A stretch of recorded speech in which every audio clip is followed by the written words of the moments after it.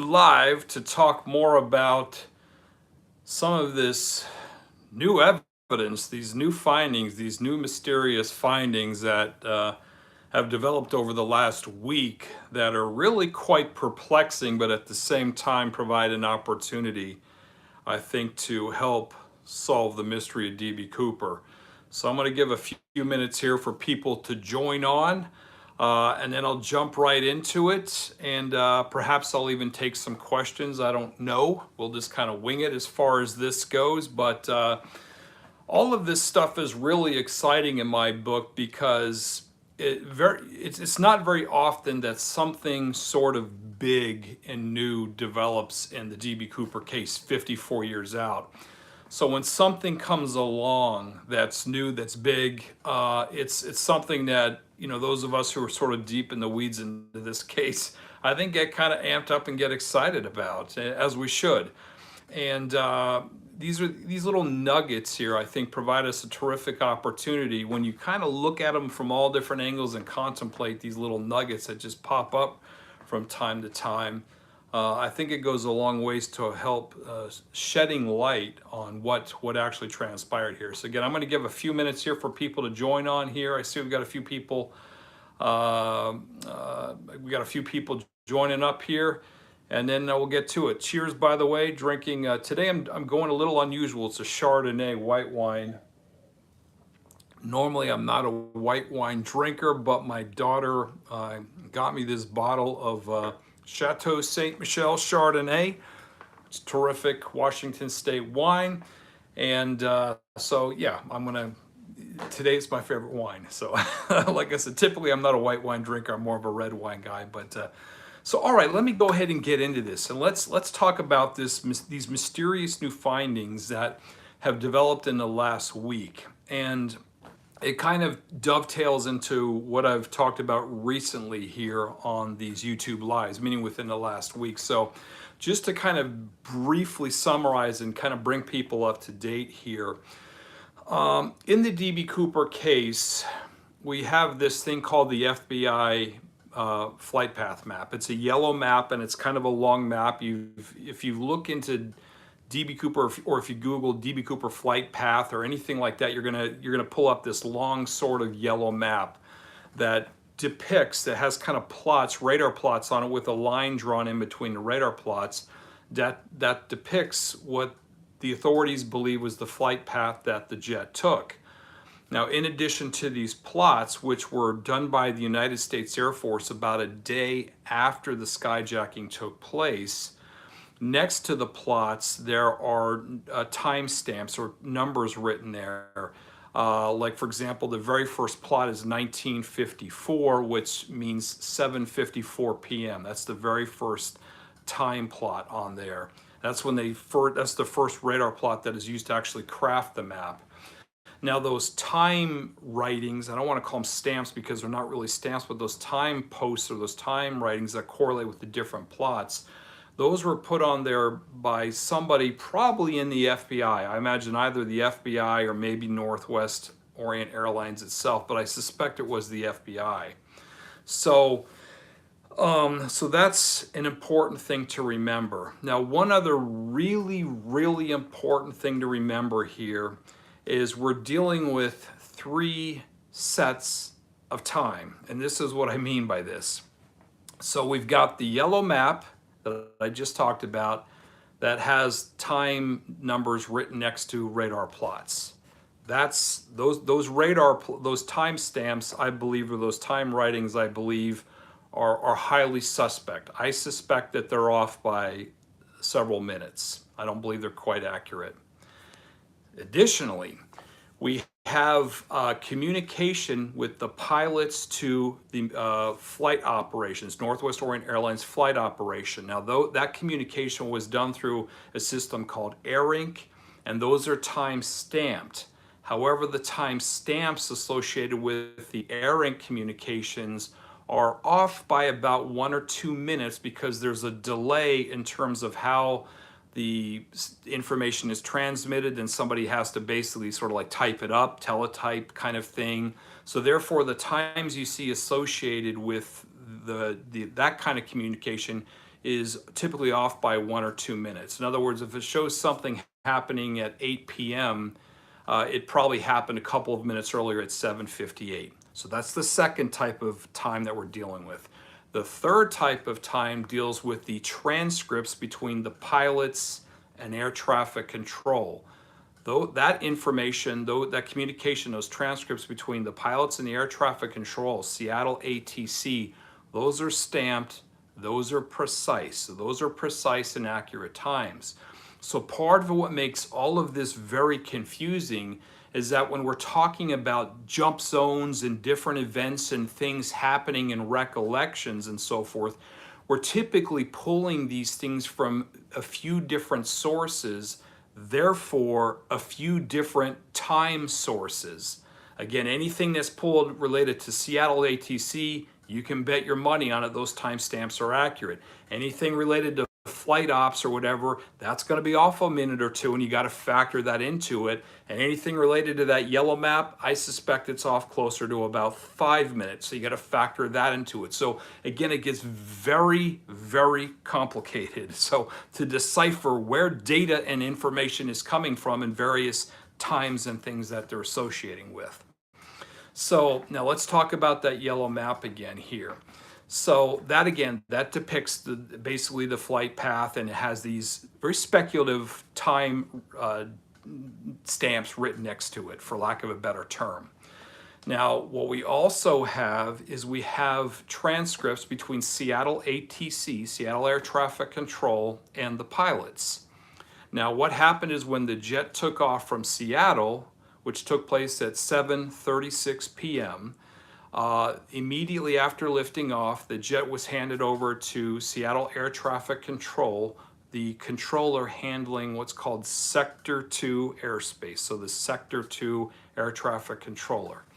And we can see with the transcripts between the Sector 2 controller and the airline pilots, we can see all that transpired there, and it's all time stamped and it's precise, and we know what happened because everything is there.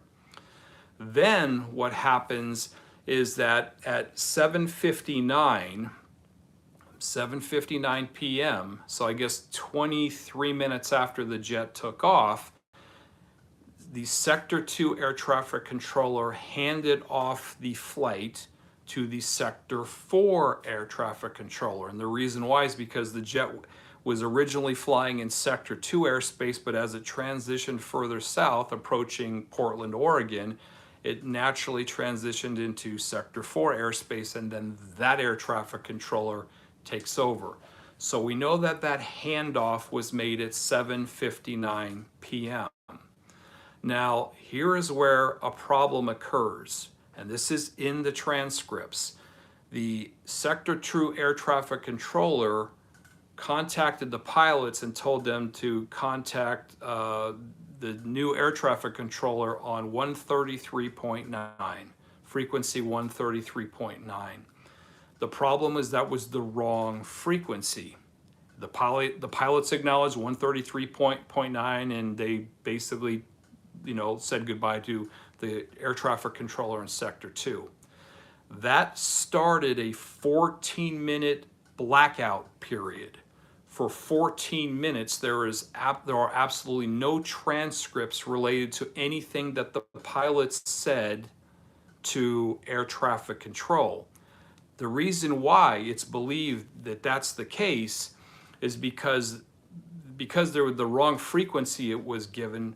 When Flight 305 said things to air traffic control, they were literally speaking to nobody. There was nobody out there. It was just dead space. So there were no transcripts. There wasn't any recording of the conversation at Seattle ATC for that 14 minutes. Then obviously the pilots figured out that we don't got anybody listening to us at Seattle Air Traffic Control at this point. So they eventually figured out that they're on the wrong frequency, and then they made contact with the proper controller in Sector 4, controlling Sector 4 airspace. That contact was finally initiated at 8:13 p.m. So remember, the handoff to Sector 4 controller was at 7:59 p.m. For 14 minutes, there's nothing but blank space, dead space. Then at 8:13 p.m., finally radio contact is established between the pilots and the Sector 4 controller. Now, why this is all really, really important is because D.B. Cooper jumped during this blackout period of time. So we basically know that he jumped somewhere between 7:59 and 8:13, but it's sort of up for debate to some degree exactly when that happened, even though it's generally believed, which I'll get into here, it's generally believed that he jumped right around 8:11 or 8:12 p.m. In other words, about 1 or 2 minutes before the pilots finally established communication with the Sector 4 air traffic controller. So part of why this is important is because for years we have been told by the pilot, or one of the pilots, he's actually the co-pilot, a guy named Bill Radicek, who was flying the plane, and it wasn't on autopilot, he was manually flying the plane. And I've talked to Bill on multiple occasions, and he explained the rationale behind it, and it makes perfect sense as far as that goes. But Bill told me, and I also believe he's mentioned publicly on a couple of occasions, that what happened is that as the jet was flying south, and basically at some point in time, there were some oscillations on the stairs, and that kind of culminated about a minute later in a pressure bump, and the pilots surmised that's when D.B. Cooper jumped. And importantly, Bill said that he radioed to air traffic control, "You may want to mark your shrimp boats. I do believe that our friend just took leave of us." Words to that effect. Bill basically radioed to air traffic control, "Our dude just rolled. Our dude just jumped." So that's been our understanding all along, but there's never been anyone to corroborate that statement by Bill Radicek. Because remember, even though he said he communicated that to air traffic control, this was during that dead zone, that blackout period where there was no air traffic control listening on the other end. So there's nothing in the transcripts that have Bill saying that D.B. Cooper just jumped, which would have been nice, because then you could say, this is exactly when he jumped. Because remember, those timestamps from the air traffic control of ATC are precise. So we would have known precisely when that communication was made, and therefore precisely where D.B. Cooper jumped, and then we can kind of figure out his drop zone and everything else at that point. But again, we don't have that because of the dead zone. So what has developed in the last 1 week, and I think we're very, very fortunate, is there was a gentleman who reached out to me who was an air traffic controller on the night of the skyjacking, November 24th, 1971. He was an FAA air traffic controller trainee. So he was shadowing a regular FAA air traffic controller. And they were at McCord Air Force Base, which is a little south of Tacoma, Washington, all of which is a little south of Seattle. And he said that on that night, they received a phone call again, and this is 1971, so this is how sort of the handoffs were done from one controller to the next controller. It was done by telephone. They literally pick up a telephone and press a pre-numbered button, and it would automatically dial, the next controller, and they would say, "Hey, this guy's coming into your airspace, basically I'm handing it off to you, and there you go." Now, they did this same thing with McCord, except when Seattle Air Traffic Control, and I believe it was either Seattle Air Traffic Control or maybe it was the Seattle Tower, I'm a little unclear, but somebody reached out to McCord Air Force Base via this phone and let them know that the skyjacked airliner was going to be coming through their airspace around McCord Air Force Base. Now, they didn't reach out to them and let them know that because the air traffic controllers at McCord were going to be taking a handoff and controlling the airliner. Rather, it was just a courtesy because that aircraft, the hijacked airliner, was going to be transitioning their airspace. So they felt like, we need to notify McCord that this hijacked airliner is going to be transitioning their airspace to know what's going on. So they received the call and they could see the skyjacked airliner on their radar scope, and they also tuned in and could hear the communication. So when they originally tuned in, they could hear the communication between the air traffic controller in Sector 2 and the airliner, and also presumably heard the Sector 2 air traffic controller hand off the airliner to the next air traffic controller in Sector 4. Now, all of this is taking place in the vicinity of McCord Air Force Base. So that's why they're observing and they're listening. Now, remember when the Sector 2 controller gave the frequency for the pilots to reach out to, that was the wrong frequency. There was no Seattle Air Traffic Control person on the other end there. But nonetheless, the people listening in the McCord dialed up the wrong frequency, just as the pilots dialed up the wrong frequency. So the net effect of this is that when the pilots started talking to Seattle Air Traffic Control, at least someone that they thought was there but wasn't there, the people at McCord could actually hear the conversation. So what this gentleman reached out to me, his name is Bruce. I won't say the last name, but his name is Bruce, this training air traffic controller. And he told me, he said, and this was without any prompting on my part, he said that that not only had he not been interviewed by the FBI or anybody at this point, at any point or what have you, but he said, the drop zone where they think DB Cooper jumped is wrong. And he says, the reason I know that that's wrong is because I was a first-hand witness to this event, and I heard the pilot say, DB Cooper just jumped. So this guy is the very first person to come along and actually validate the statement that the pilot said, which is DB Cooper just jumped.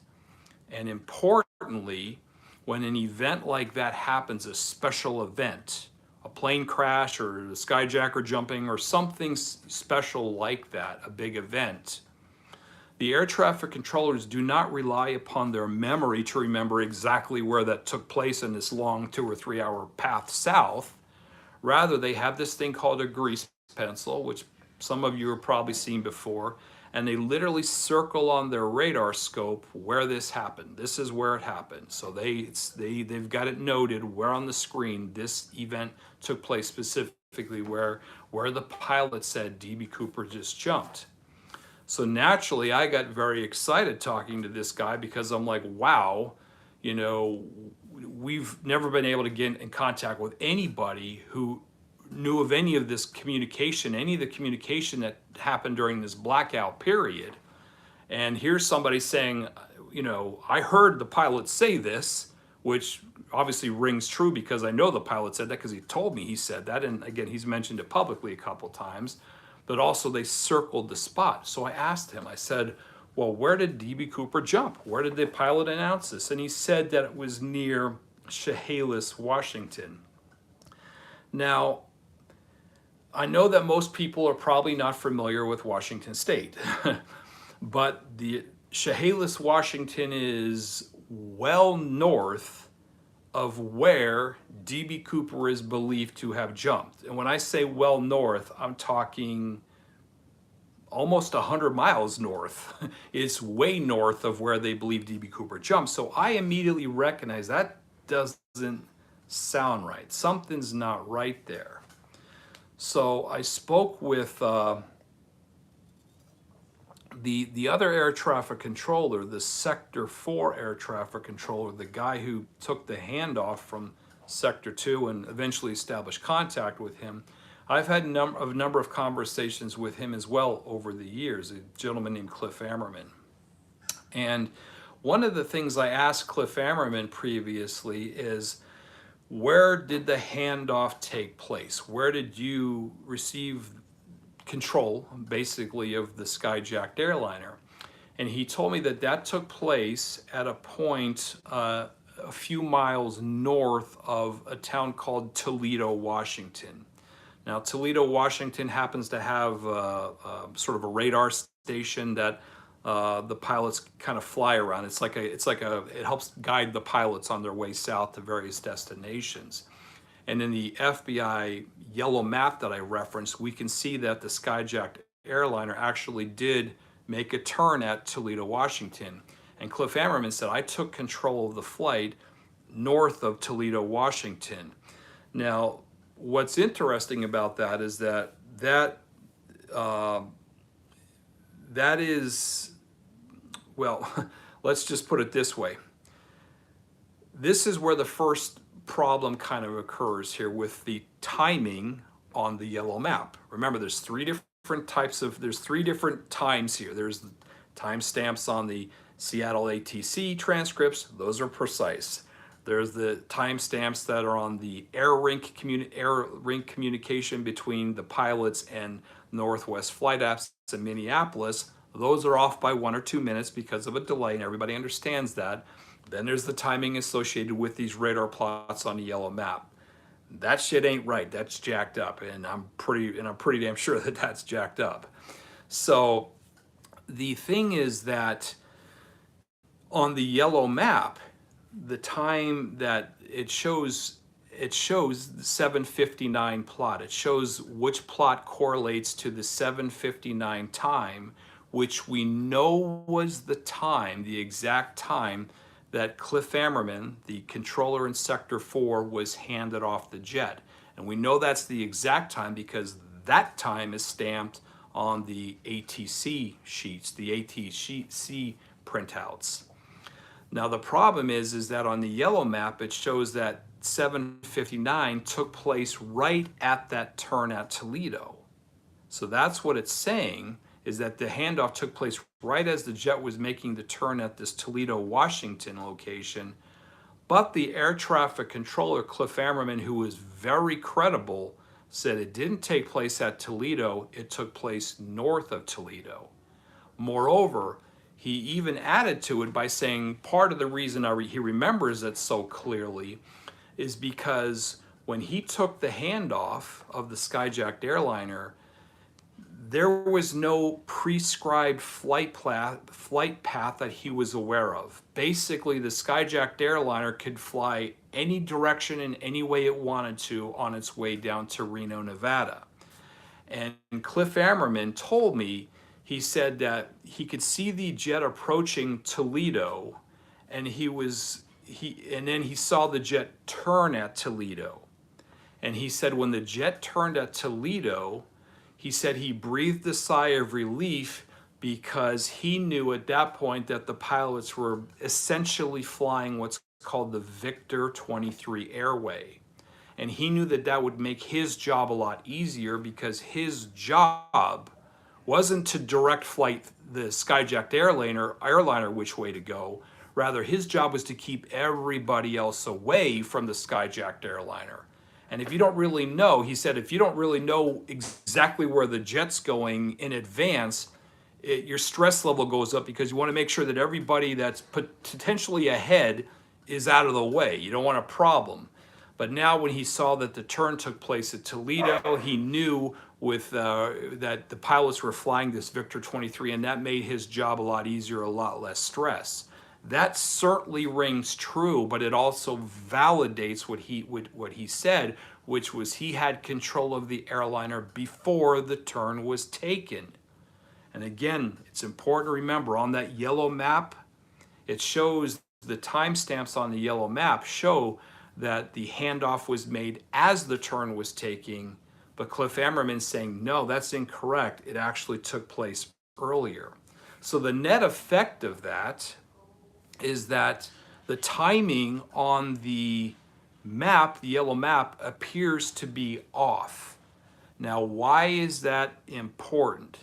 The reason that's important is because when it came time for the authorities to determine where D.B. Cooper landed, because they believe that D.B. Cooper actually jumped around 8:11, 8:12 p.m., 8:13 p.m., when they factored in those times, like where's the jet at 8:12 p.m., they determined that by looking at the timestamps on the yellow map, that version of time being kept, which is off. I'm certain that the timing is off. And if it's off, in other words, if they think the jet's down here, but it's actually up here at 8:12 p.m., well, you can see there's a very big problem. They're looking in the wrong spot. D.B. Cooper actually jumped further north in this case here. And that's exactly what I think happened. So now let me backtrack a little bit here.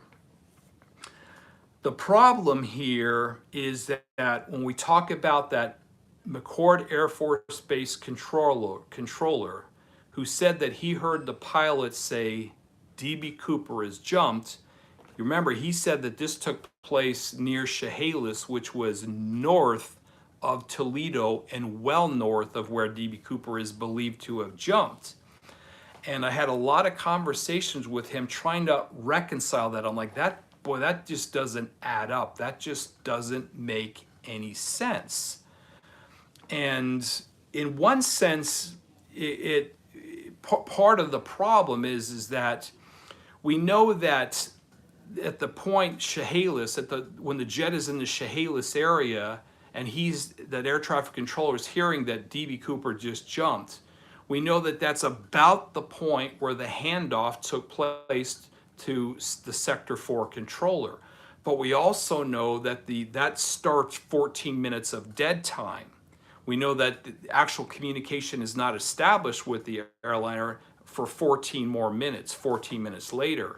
And it's closer to the time when the communication was actually established that it's believed that D.B. Cooper jumped. So what it comes down to is we started trying to talk this through and figure out what happened.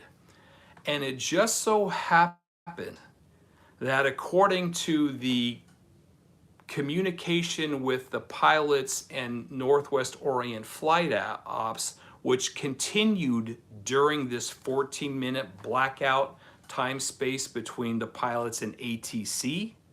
Remember, the pilots are talking to two different groups of people. There's the pilots talking to ATC, and then there's the pilots separately talking to Northwest Orient flight ops.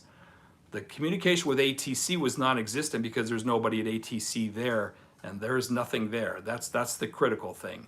And again, when the pilot said he radioed ATC that our friend just jumped, well, there was nothing there. Now, having said that, the pilots did continue to communicate with air traffic control, or I'm sorry, not with air traffic control, with flight ops on the Air Inc. system, which again is the system that keeps time, but it's off by 1 or 2 minutes. So we know that communication we know that at about 8:05, according to the Air Inc. system, 8:05 p.m., which would have been 6 minutes or so after the Sector 4 controller took control of the skyjacked airliner, and we're 6 minutes into the blackout period. We know that the pilots radioed and talked to flight ops and said that there was sort of a disturbance, there's like a joscillation basically, and that we reached out to Cooper. We tried to reach him 2 separate times on the intercom system in the back. He didn't reply, but then eventually he got on and said everything's okay.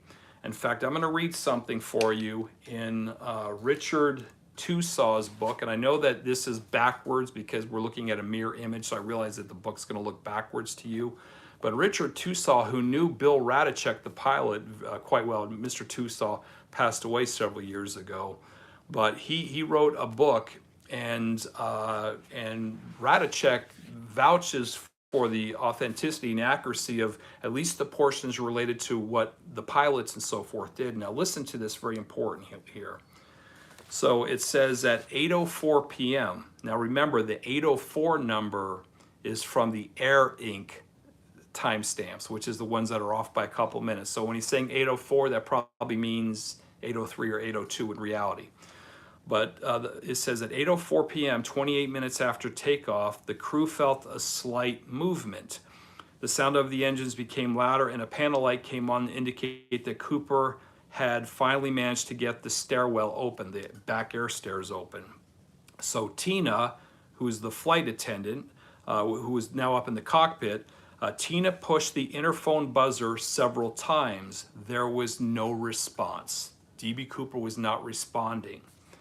Those in the cockpit were beginning to think that maybe he had jumped, when finally they heard the loud sound of the engines through the phone, and then Cooper said basically hello and said everything is fine here.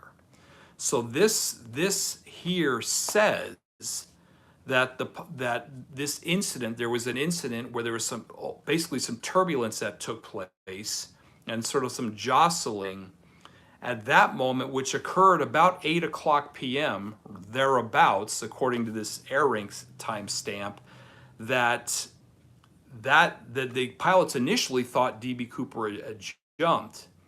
And this also appears to roughly correlate, if you understand that this communication is taking place at 8:02, 8:01, 8:02 p.m., and they're telling flight ops about what happened. Obviously, the event itself, in other words, the phone calls and they're trying to hail Cooper in the back and they're not getting it, then they think D.B. Cooper has jumped. Obviously, that had happened several minutes earlier, because that takes a handful of minutes for the whole event to unfold before they finally report it to flight ops. So what that means is it appears that that time correlates exactly with the time that the McChord Air Force controller, or I'm sorry, FAA controller at McChord Air Force Base heard the pilot say D.B. Cooper jumped. So the new information here, what appears to have happened is that when the pilot announced that D.B. Cooper had jumped, it didn't necessarily relate to when D.B. Cooper actually jumped. Rather, it happened, he said those words during this first episode event that happened a little bit before 8 p.m. So they initially thought D.B. Cooper had jumped, and apparently said D.B. Cooper had jumped, only to have D.B. Cooper a minute or so later get on the interphone and say, I'm still here, basically, and everything's okay. So the pilots made a mistake, thinking that he had jumped. Now the question becomes related to the second incident, because there's a second incident where the pilots report to AirRink that there are some oscillations on the stairs, and they say that D.B. Cooper must be doing something with the stairs. Now again, this is the communication with flight ops. This is not with ATC, because this is a dead zone. Now, the pilot never mentions to flight ops that D.B. Cooper just jumped or anything of that nature. And we don't know if he mentioned it again, in other words, a second time, to the air traffic controller that wasn't there. So it's unclear if the pilot two separate times said D.B. Cooper jumped. One being during the episode of turbulence, when they made a mistake, that the McChord based controller heard him say, or if it happened, we know that for sure happened, but we don't know if the pilot also said a second time when it's believed D.B. Cooper jumped, that D.B. Cooper actually jumped. That's a new revelation as far as this is concerned. Now, what does all of this matter? What does all of this mean? Because I know we're getting real technical and we're getting the weeds here. I've been crunching a lot of numbers, and I've communicated with both of the air traffic controllers, the guy in Sector 4, and then Cliff Ammerman, as well as Bruce, the McChord guy. And essentially what it comes down to is that I can say with a high degree of confidence that the timestamps on the yellow map that somebody wrote on there, probably from the FBI, it was not the United States Air Force that wrote the timestamps. The United States Air Force plotted the flight path, but it appears that those are off by 5 minutes. Now, the net effect of that is that if DB Cooper actually did jump during that second event, which I think is pretty reliable, but we can't be 1000% sure because nobody communicated with him, but it does seem pretty reliable that he jumped around 8:11 or 8:12 p.m. What that means is that if it's off by what I believe is 5 minutes, that means that where the plane actually was 15 miles further upstream than where they thought he was, meaning that the plane hadn't flown as far as they thought it had flown. So the net effect of this entire thing, this whole story here, is that, and without getting into the machinations of the math and everything to it, it does appear that DB Cooper actually jumped near Pigeon Springs, Washington. Now, Pigeon Springs, Washington, I want to say is about 7 or 8 miles north of area Washington in Merwin Dam and all that. So north, about 7, 8 miles, 8 miles north of that area there. Importantly, it's a heavily wooded area. Then there are a lot of clearings because there's a lot of clear cutting and stuff that's gone on, but then there are also a lot of trees there. And that's an area that has never been searched. But again, looking at, factoring in what these very, very reliable air traffic controllers have said, and their recollections are very clear as to where certain events took place, what they heard and where they took place, where DB Cooper jumped, where Cliff Ammerman took control of the plane, these types of things, it does appear that the timing on the yellow map, that sequence of timing is off by approximately 5 minutes. Therefore, it's off by about 15 miles. Now, I want to also say that it appears that the mistake happened at the beginning part of the flight, and I have a feeling that it largely reconciled itself and the timing became more accurate the further south it got. And I think the primary reason why is because the initial leg of the flight, when the jet was flying to that Toledo, Washington spot to make the turn, it was flying into a pretty brisk headwind. Plus there was a bunch of other stuff going on trying to slow the plane down to help Cooper get the stairs down.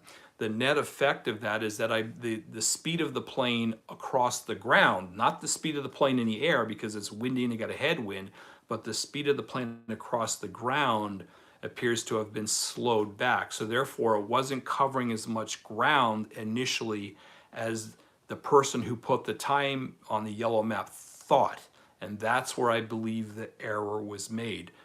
Then once the turn was made at Toledo, the jet, the headwind wasn't as much of a factor. The jet picked up more speed because of that, and also because they didn't have to worry about slowing the plane down and flying at a lower altitude to assist Cooper in getting the air stairs down and all these kind of things that were taking place. So at that point, I think the timing stamp started to become a little bit more accurate. But for our purposes, I think it's pretty clear based upon everything that I've learned from the witnesses, that these are first-hand reliable witnesses, professionals here. It does appear that DB Cooper actually jumped and therefore landed somewhere near Pigeon Springs, Washington, and not near La Center, Washington, which is where the FBI initially had their searcher. That's where they believe that he landed. Now, let's talk a little bit about how this ties in with the $6,000 that was found 8 years later on Tina Barr. Now, the big problem has always been that if the FBI's original drop zone near La Center, Washington was accurate, well, that's like 15 miles away from where the money was found, and there's no natural way to get there. In other words, it's not as simple as it falls in the river and the river just drags it there. It doesn't work that way because of the way the river system works. So that's always been a big mystery within a mystery. How the hell did that $6,000 end up at Tina Barr? Now, I've been on the record many times as saying that I think the actual flight path itself was incorrect. And part of the reason why was because of the fact of where the money was found, related to where they think the jet flew and everything else. I have to tell you, though, based upon this new information, which pushes the jet 15 miles further north, it is no longer reasonable to assume that the flight path was wrong to that degree, and the flight and that DB Cooper would have actually been near Tina Bar when he landed, and that's how the money ended up there. It just, that doesn't seem feasible at this point. That's just too much of a stretch. So what I'm getting at is that the money on Tina Bar is still a really big mystery. How it got there and everything is a big mystery.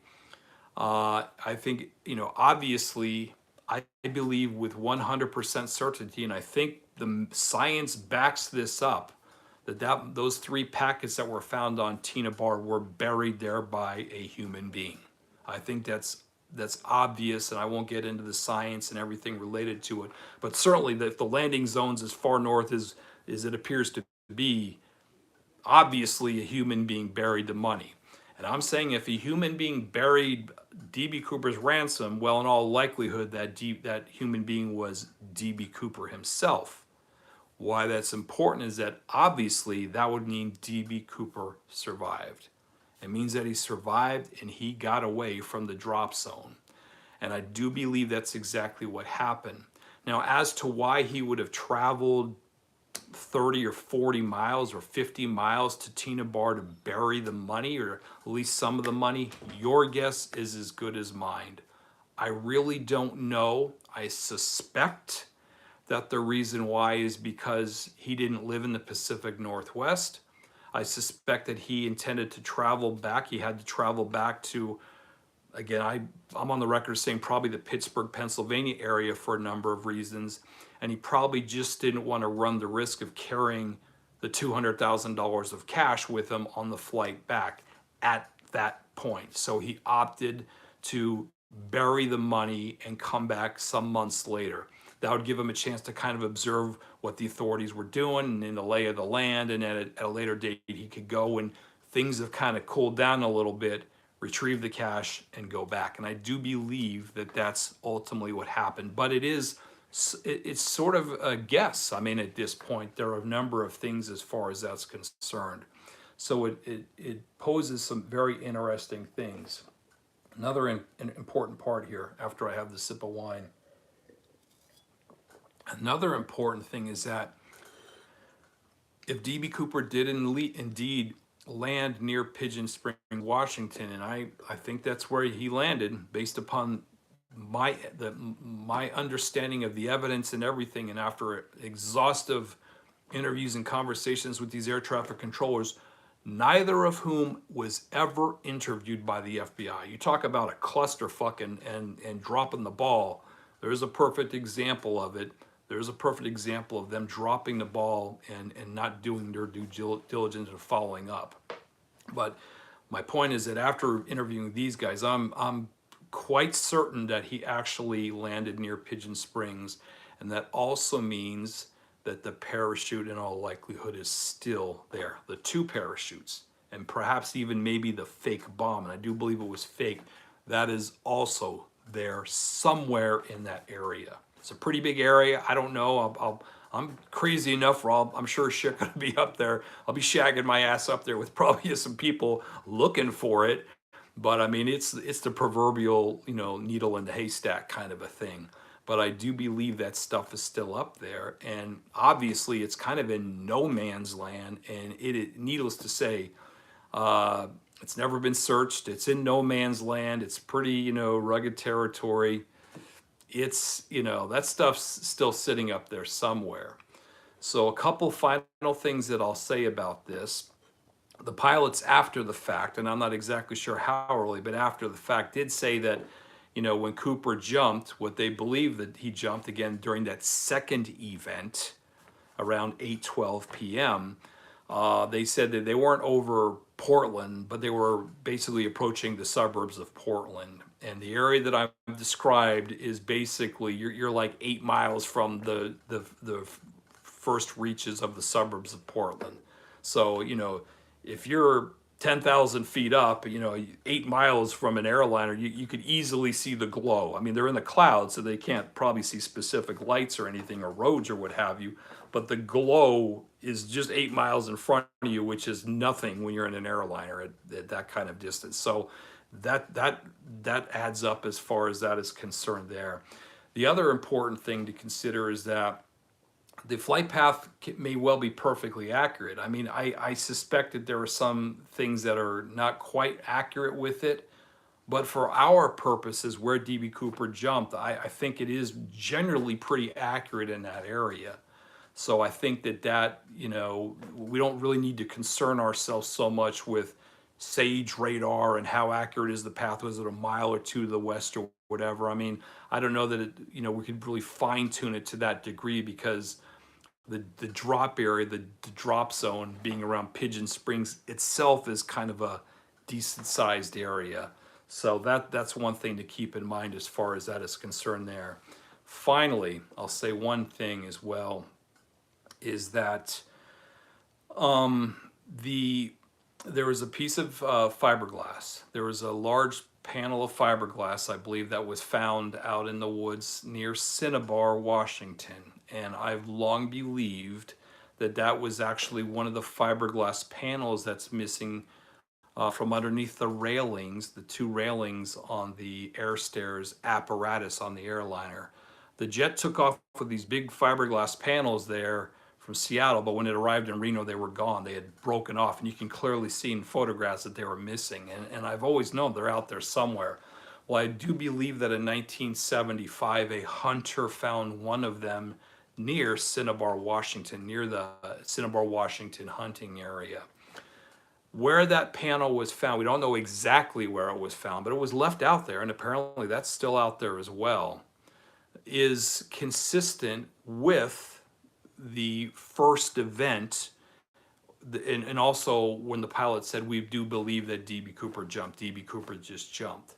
So again, that first event appeared to be a moment of turbulence. It also seems to closely correlate with the very first plot on the yellow map. This yellow map, the very first plot is, I think I said the very beginning is at 1954, it's 7:54.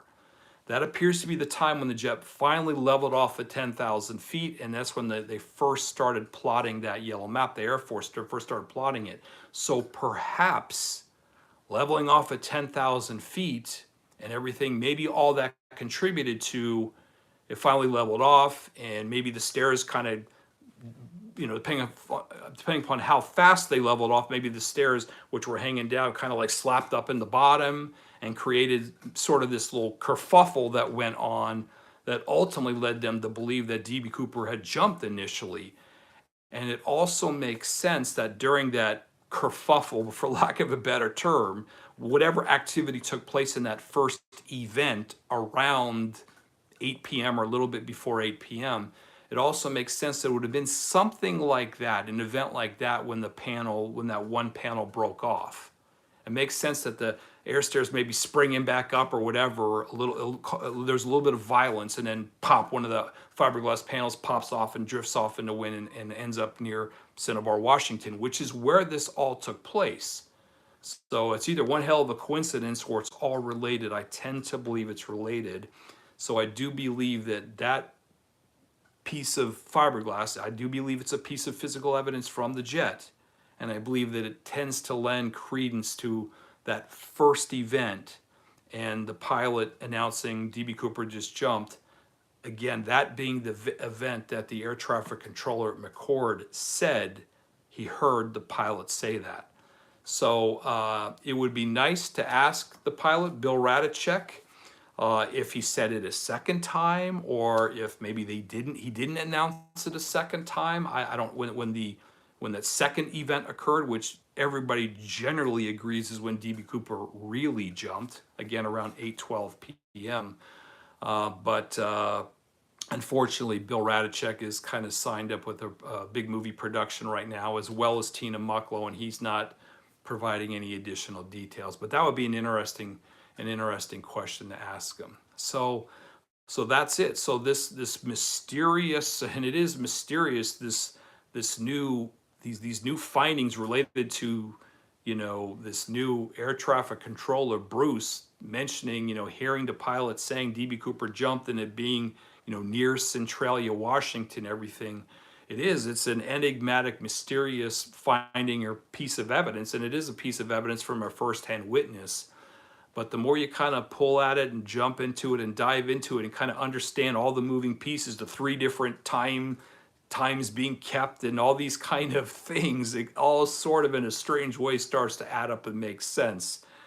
And I believe the net effect of all of this is that it points to right around Pigeon Springs, Washington, is the actual location that DB Cooper jumped and landed.